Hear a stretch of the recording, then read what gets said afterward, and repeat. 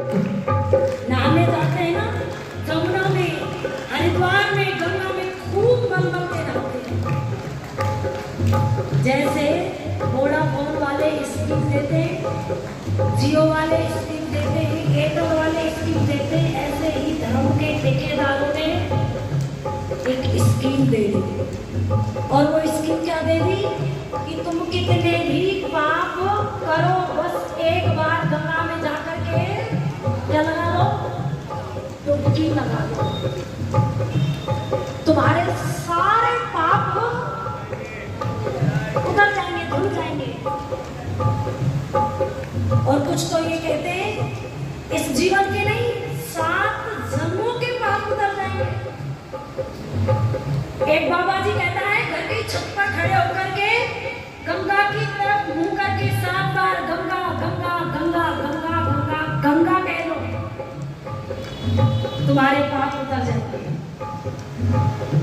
एक गुरु जी कहता है ना तो घर की छत पर खड़े होने की जरूरत, ना गंगा नहाने की जरूरत, एक बार मेरे पास आ जाओ, गुरु दक्षिणा दो और तुम्हारे सारे पाप मैं ले लूंगा, मुझ पे छोड़ के चलेगा। अच्छा बताओ गंगा कितनी लंबी चौड़ी है, कहां से निकली हुई है, गंगोत्री से कहां तक गई है, कलकत्ता तक गई हुई है।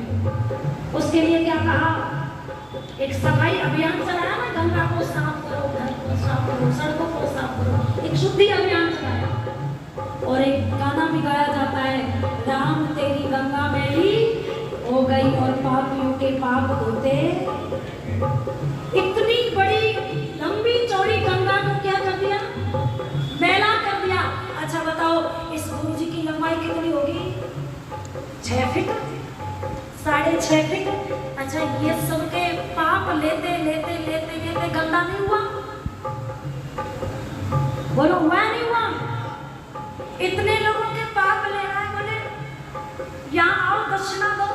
अच्छा बताओ ये दुकानें खोली हुई कि नहीं खोली हुई, भोली भाली बहनों को, भोले भाले भाइयों को, कोई तरबूज बेच रहा है, कोई टिंडे बेच रहा है, कोई आलू बेच रहा है, कोई कद्दू बेच रहा है, धर्म की दुकानें लगाई हुई कि नहीं लगाई, धर्म की दुकानें लगाई हुई है धर्म के ठेकेदारों ने, भोली भाली जनता को। देखो रामपाल जेल में पड़ा है, और एक ये यहाँ का देखो क्या नाम है उसका, राम रहीम। रामपाल कहता था आओ मेरे पास, बहने दूध की बाल्टी ले जाती थी, गुरु जी को दूध में बैठा करके नहलाती थी, और उस दूध की खीर बनती थी। क्या बनती थी, खीर। गुरु जी उस दूध में नहाते थे, उसमें चावल डाल के खीर बनी, और वो खीर प्रसाद के रूप में सब खाते थे। क्या कहते थे, ये प्रसाद खा लो तर जाओगे। अब भक्त करे या ना करे, गुरुजी तो तर गए, गुरुजी तो नहीं निकलने वाला, निकलेगा क्या। इसलिए कुछ पंक्तियां लिखी थी, सुना दो। अच्छा तुम में से बैठिए कोई राम रहीम की चली जो नाम दाम ले रखा हो, है कोई नहीं, आप में से कोई, तो मेरे साथ मिलकर के सब गाना, गुरु जी आ रहे हमें बेकार गुरु आ रहे हमें बेकार बनाते हैं चेले और चेलियां, गुरु आ रहे हैं हमें बेकार बनाते हैं चेले और चेलियां। शिरसा में धन धन सतगुरु तेरा यास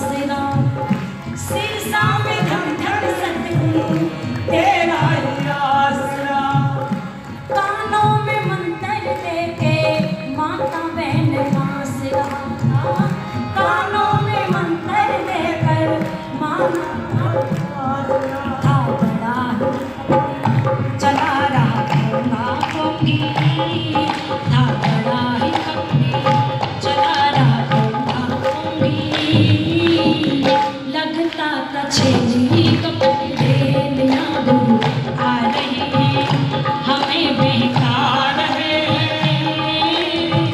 बनाते हैं चेले और चेलियां उड़ा रहे हैं, हमें बेकार है बनाते हैं चेले और चेलियां उड़ा रहे हैं।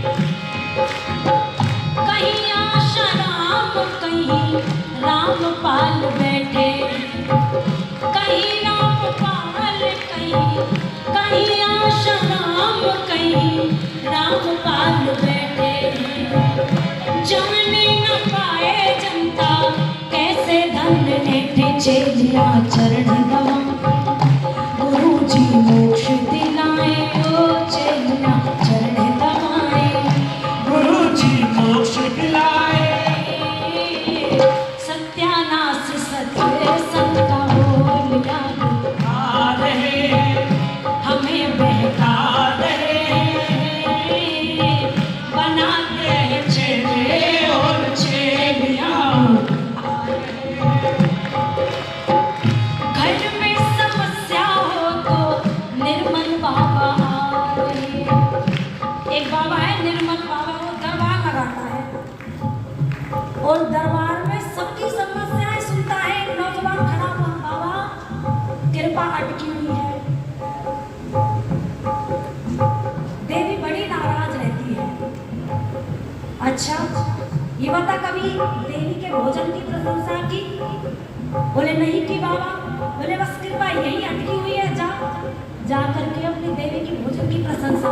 घर आया, देवी ने पराठे बना करके रखे प्लेट में दही के साथ, जब एक टुकड़ा तोड़ा और मुंह में अंदर डाला तो कहने लगा वाह देवी आनंद आ गया,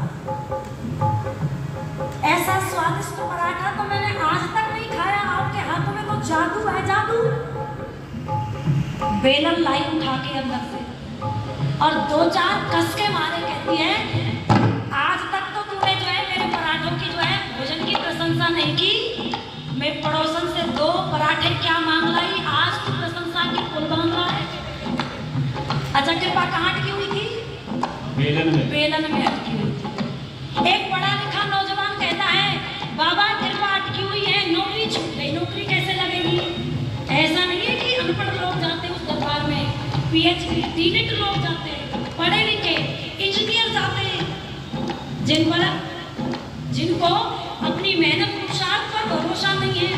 कहते बाबा कृपा कहाँ अटकी हुई है? तो बाबा कहते समोसे खाए? बोले हाँ समोसे खाए। कौन सी चटनी से खाए? बाबा लाल चटनी से खाए।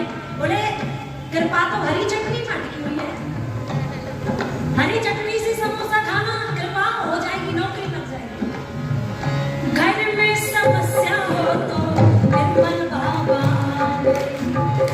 सबको समोसे जलेबी खाना बता रहे, कहे कृपा आती, जो चटनी खाई जाती कहे कृपा आती, जो चटनी खाई जाती भट्टे वाला बन गया है, बहेलियां आ रहे हैं, हमें बेकार है बनाते हैं चेले और चेलियां आ रहे हैं, हमें बेकार है बनाते हैं चेले और चेलियां आ रहे हैं, हमें बेकार बनाते हैं चेले और चेलियां।